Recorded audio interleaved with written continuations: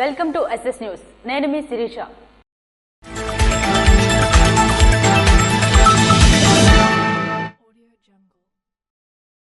కత్తిరివానిపేట camp కార్యాలయంలో గృహ నిర్మాణ శాఖ అధికారులతో ఎమ్మెల్యే భగ్గు రమణమూర్తి సమీక్షా సమావేశం నిర్వహించారు.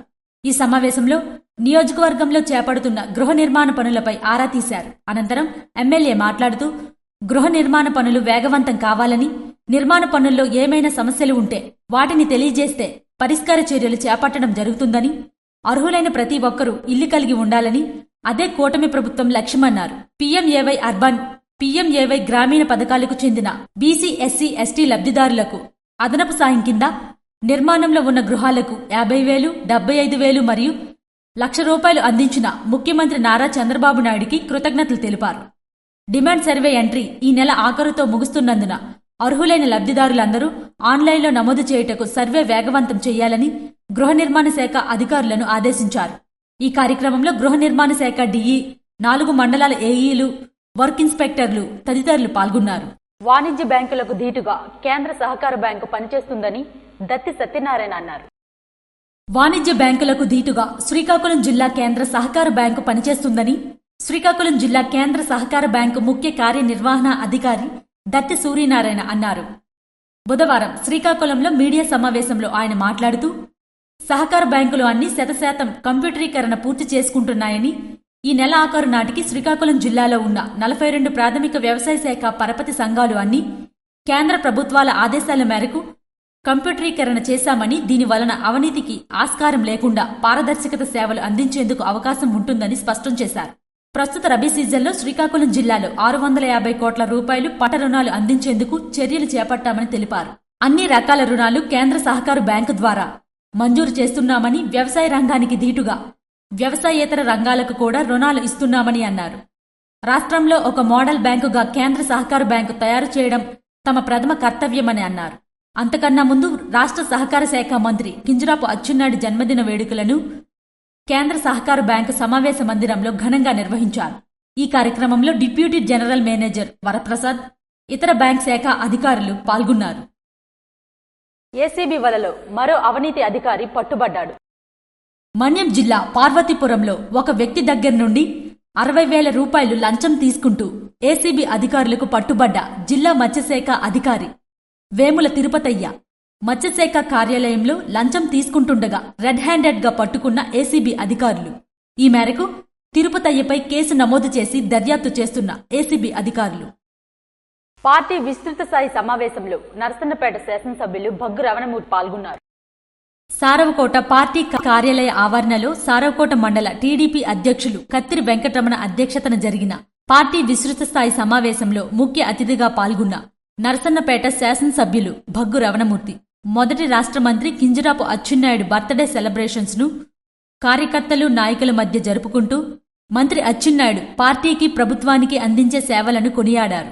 నరసన్నపేట నియోజకవర్గ పరిధిలో పార్టీ సభ్యత్వం సభ్యులు 51,000, అందులో సారవకోట మండలంలో 11,000 మంది టీడీపీ సభ్యత్వంలు రిజిస్ట్రేషన్లు చేయడం జరిగిందని, అందులో స్వయంగా మండల టీడీపీ అధ్యక్షులు కత్తిరి వెంకటరమణ స్వయంగా ఇంటింటికి వెళ్లి 6,061 చేయడం జిల్లాలోనే కాదు రాష్ట్రంలో కూడా మంచి స్థానంలో ఉందన్నారు.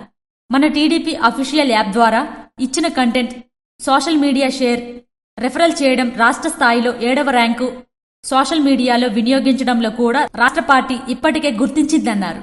ప్రతిపక్షంలో ఉన్నప్పుడు పార్టీ ఇచ్చిన కార్యక్రమాలైన బాదుడే బాదుడు, బాబు షూరిటీ భవిష్యత్ గ్యారంటీ, సభ్యత్వం నమోదు, బాబును మళ్లీ రప్పిద్దాం, బాబుని అక్రమంగా అరెస్టైన సందర్భంగా నిరసన, వైకాపా ప్రభుత్వం నిరంకుశ నిర్ణయాలపై నిరసన తెలిపే కార్యక్రమంలో తదితర కార్యక్రమంలో యాక్టివ్గా పాల్గొని ప్రజల మధ్యకు తీసుకుని వెళ్లి వాళ్లకు చైతన్యపరచడంలో సారవకోట మండల తెలుగుదేశం పార్టీ అధ్యక్షుడు కత్తిరి వెంకటరమణ వేలాపాలా లేకుండా కష్టపడ్డాడని, ఈ సందర్భంగా అభినందనలు తెలియజేయవలసిన అవసరం ఉందన్నారు. పార్టీని ప్రతిపక్షంలో ఉన్నప్పుడు తేజ, కత్తిరి సాధు తదితర నాయకులు సమిష్టిగా కష్టపడి నా విజయానికి దోహదపడ్డారని, ఇక ముందు కూడా సమిష్టిగా ఉండాలని ఆకాంక్షించారు. ఈ సందర్భంగా నియోజకవర్గ సోషల్ మీడియా కన్వీనర్ భగ్గు అర్చన మాట్లాడుతూ యువతకు సరైన స్కిల్ సెంటర్కి రిఫర్ చేసి వాళ్లకు ఉపాధి అవకాశాలు కల్పించే విధంగా కృషి చేయాలని కోరారు. మండల టీడీపీ అధ్యక్షులు వెంకటరమణ మాట్లాడుతూ కుటుంబ సాధికారిత సభ్యులు నియామకంపై నియమ నిబంధనలు వివరించి ఈ నెల 31లోగా ఆన్లైన్ చేయాలన్నారు. అనంతరం టీడీపీ సభ్యత్వ బాక్సులను ఆయా గ్రామ పంచాయతీలకు ముఖ్య నాయకులకు పంపిణీ చేశారు. ఈ కార్యక్రమంలో నియోజకవర్గ సమన్వయకర్త భగ్గు అర్చన, టీడీపీ అధ్యక్షులు కత్తిరి వెంకటరమణ, టీడీపీ నాయకులు ధర్మాన తేజ్ కుమార్, సాధు కృష్ణారావు, బూత్ లెవెల్ ఇన్ఛార్జీలు మరియు ముఖ్య నాయకులు పాల్గొన్నారు. రూరల్ మండలం కిల్లిపాలెం 2 విశాఖ ఏ కాలనీ ప్రాంతంలో పలు సమస్యలను ఎమ్మెల్యే గుండుశంకర్ పరిశీలించారు. శ్రీకాకుళం రూరల్ మండలం కిల్లిపాలెం 2 విశాఖ ఏ కాలనీ ప్రాంతంలో డ్రైనేజీలు, సీసీ రోడ్లను శ్రీకాకుళం నియోజకవర్గ శాసనసభ్యులు గుండుశంకర్ పరిశీలించారు. అనంతరం స్థానికులను వివరాలు అడిగి తెలుసుకున్నారు. ఈ సందర్భంగా గుండుశంకర్ మాట్లాడుతూ సీసీ డ్రైన్లు, రోడ్లు పనులను సకాలంలో జరిపే విధంగా చర్యలు తీసుకుంటామని తెలిపారు. కాలనీలో మౌలిక సదుపాయాలు, సీసీ రోడ్ల నిర్మాణ పనులు పూర్తి స్థాయిలో జరిగే విధంగా అభివృద్ధి కార్యక్రమాలపై చర్యలు తీసుకుంటామని అన్నారు. కూటమి ప్రభుత్వ హయాంలో పట్టణ ప్రాంతాలు సర్వాంగ సుందరంగా తీర్చిదిద్దేందుకు ప్రభుత్వం కృషి చేస్తుందన్నారు. ఈ కార్యక్రమంలో మున్సిపల్ కమిషనర్, సచివాలయ సిబ్బంది, వార్డు కౌన్సిలర్లు, స్థానిక నాయకులు, కార్యకర్తలు, ప్రజలు పాల్గొన్నారు. పలాసలోని ప్రభుత్వ ప్రాథమికోన్నత పాఠశాలలో పాఠశాల వార్షికోత్సవాన్ని ఘనంగా నిర్వహించారు. ఏడాదంతా చదువుల్లో నిమగ్నమై పరీక్షలకు సిద్ధమవుతున్న వేళ విద్యార్థులను ఆహ్లాదకరంగా ఉంచేందుకు గాను ఉపాధ్యాయులు ఆటల పోటీలతో విద్యార్థులను అలరిస్తుంటారు. ఈ నేపథ్యంలో శ్రీకాకుళం జిల్లా పలాస సాయి కాలనీలో గల ప్రభుత్వ ప్రాథమికోన్నత పాఠశాలలో పాఠశాల వార్షికోత్సవాన్ని ఘనంగా నిర్వహించారు. ప్రైవేట్ పాఠశాలలకు ధీటుగా ఉపాధ్యాయులు సాంస్కృతిక కార్యక్రమాన్ని ఏర్పాట్లు చేయగా చిన్నారులు తమ డాన్సులతో అలరించారు. ఈ సందర్భంగా ప్రధానోపాధ్యాయులు భట్టు ప్రేమ్చంద్ మాట్లాడుతూ ఏడాదిలో తమ పిల్లలు సాధించిన విజయాలను వివరించారు.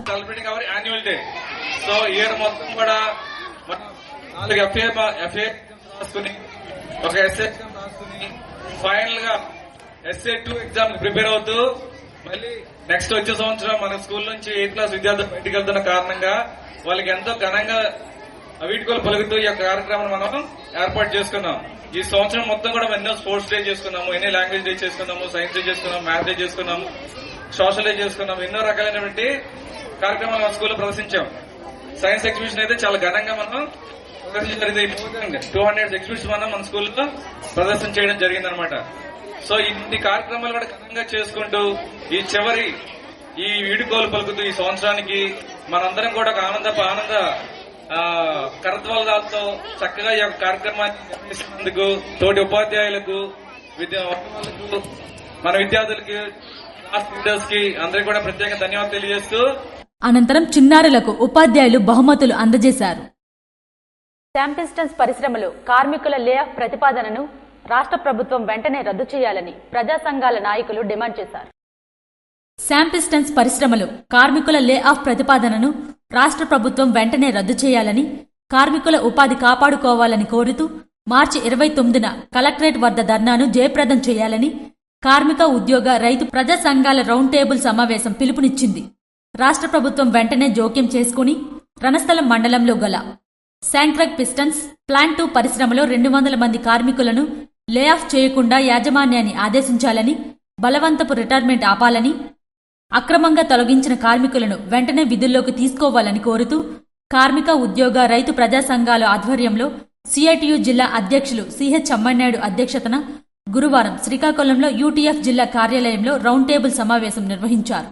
రాష్ట్రపతి వెంట రద్దు చేయాలని కోరుతూ 29వ తేదీన కలెక్టరేట్ ద్వారా పెద్ద ఎత్తున అందరు భాగస్వామ్యంతో ధర్నా జయప్రదం చేయాలని చెప్పి రౌండ్ టేబుల్ సమావేశంలో నిర్ణయం చేయడం జరిగింది. ఇప్పటికైనా సరే రాష్ట్ర ప్రభుత్వం కార్మిక వ్యతిరేక నిర్ణయాలకి బలపరచకుండా కార్మిక సంక్షేమాన్ని దృష్టిలో పెట్టుకుని 200 మంది కార్మికుల వారు లే ఆఫ్ వెంటనే రద్దు చేసి కార్మికుల ఉపాధిని కాపాడాలని చెప్పి డిమాండ్ చేస్తాం.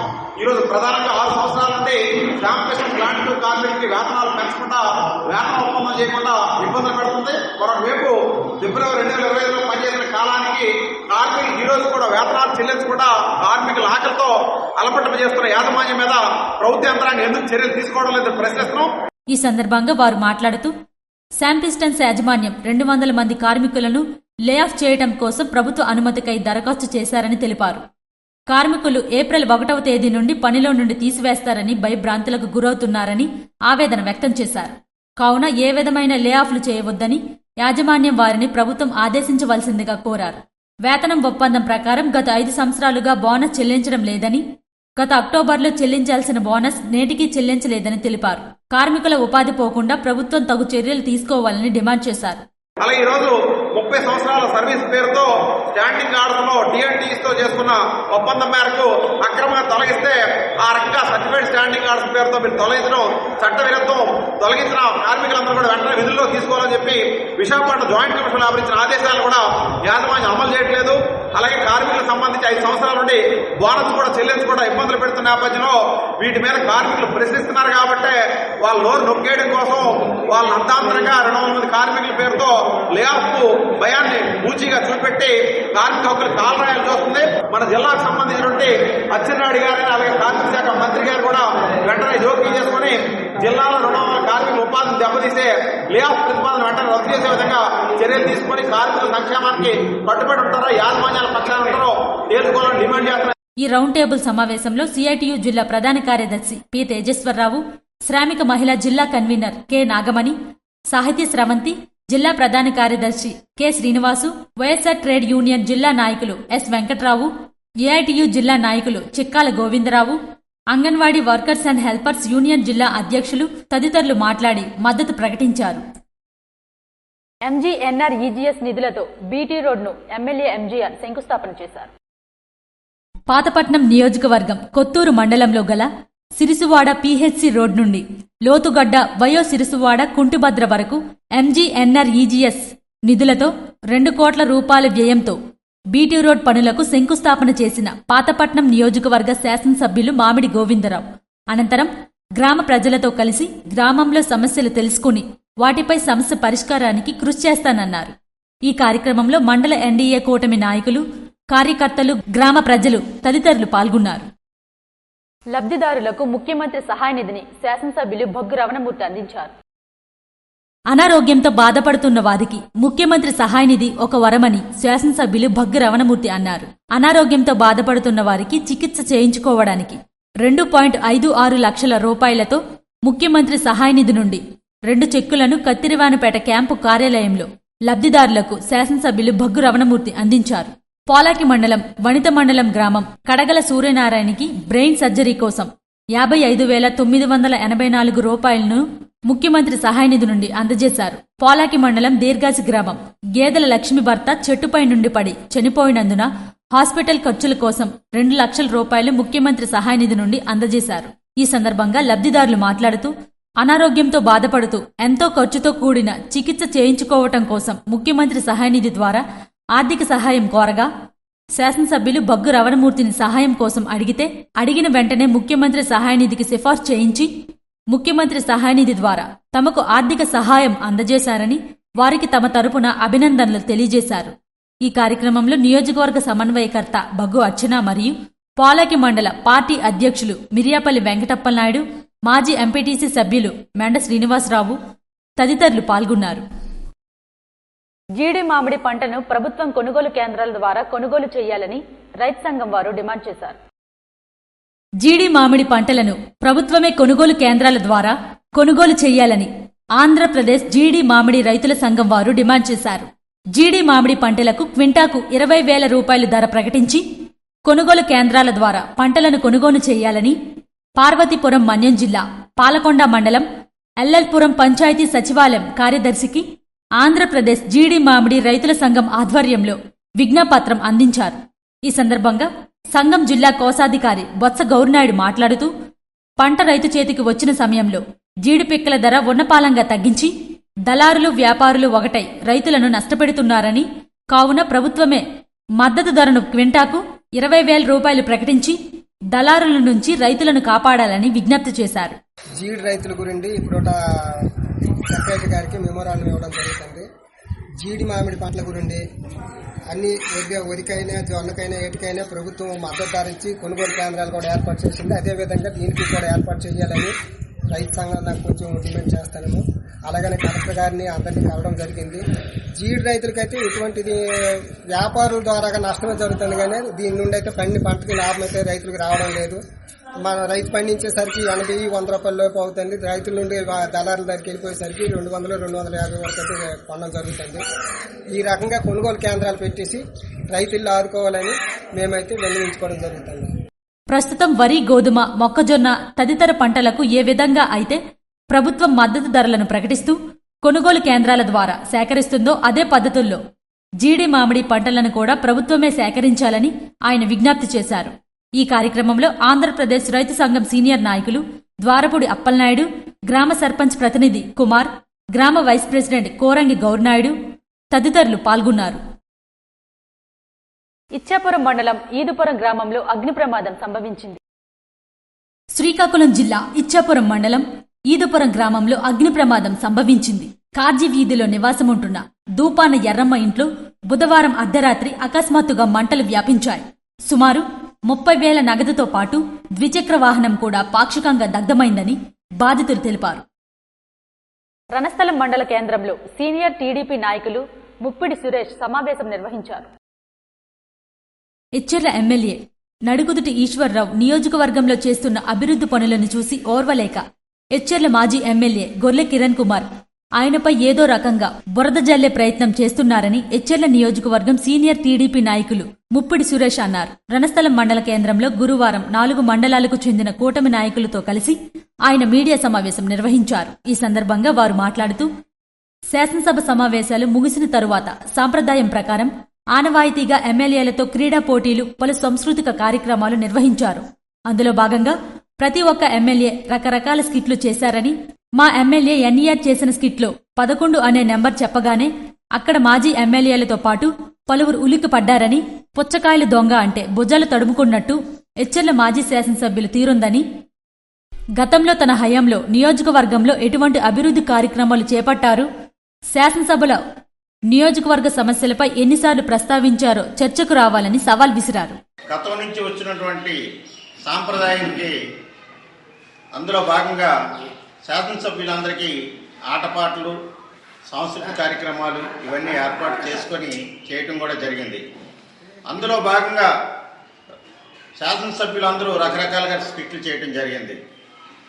అదే విచిత్రం కానీ మా శాసనసభ్యుల వారు చేసిన స్క్రిప్ట్లో 11 అనే పేరు చెప్తే దానికి ఉలిక్కి పడ్డారు ప్రతిపక్ష నాయకులు.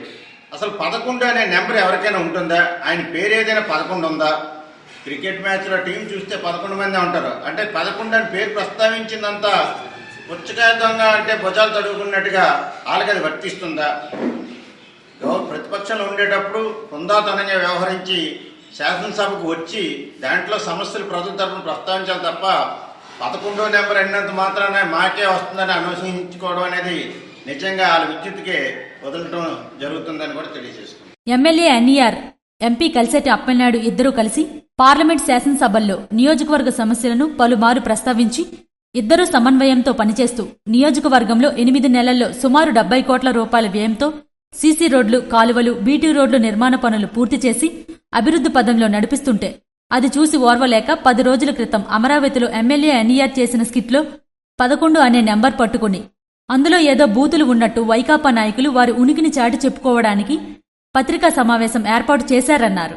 ఈ కార్యక్రమంలో ఎచ్చెర్ల జీసిగడం మండలం అధ్యక్షులు బెండు మల్లేశ్వరరావు, కోమరపు రవికుమార్, రాష్ట్ర కళింగ కార్పొరేషన్ డైరెక్టర్ అన్నేప భువనేశ్వరరావు, పిసిని జగన్నాథం, పిన్నింటి మధుబాబు తదితరులు పాల్గొన్నారు.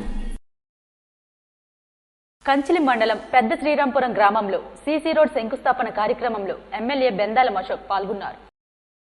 కంచిలి మండలం పెద్ద శ్రీరాంపురం గ్రామంలో సీసీ రోడ్ల శంకుస్థాపన కార్యక్రమంలో నియోజకవర్గ ఎమ్మెల్యే బెందాల అశోక్ పాల్గొని రహదారి పనులకు భూమి పూజ చేసి ప్రారంభించారు. అనంతరం ఎమ్మెల్యే మాట్లాడుతూ రాష్ట్రంలో తమ ముఖ్యమంత్రి చంద్రబాబు, డిప్యూటీ సీఎం పవన్ కళ్యాణ్ హయాంలో కూటమి ప్రభుత్వం ఏర్పడడంతో రాష్ట్రం అభివృద్ధి సంక్షేమం దిశగే కాకుండా రహదారుల రూపురేఖలు కూడా మారాయంటూ ఈ సందర్భంగా గుర్తు చేశారు. నియోజకవర్గంలో ఉన్న పలు సమస్యల పరిష్కారానికి తన వంతుగా కృషి చేస్తానని తెలియజేశారు. రాబోయే రోజుల్లో మరిన్ని మంచి కార్యక్రమాలకు మన కూటమి ప్రభుత్వం అడుగులు వేస్తుందని, మన ముఖ్యమంత్రి నాయకత్వంలో మరిన్ని అభివృద్ధి కార్యక్రమాలకు శ్రీకారం చూపడతామని తెలియజేశారు. ఈ కార్యక్రమంలో ఎంపీడీఓ తిరుమలరావు, మాజీ సర్పంచ్ మాదీన రామారావు, మాజీ సర్పంచ్ బొడ్డ రామ్కుమార్, కూటమి నేతలు, కార్యకర్తలు పాల్గొన్నారు. ఇవి ఈనాటి వార్తలు. మరిన్ని వార్తలతో మళ్ళీ కలుద్దాం. చూస్తూనే ఉండండి SS న్యూస్.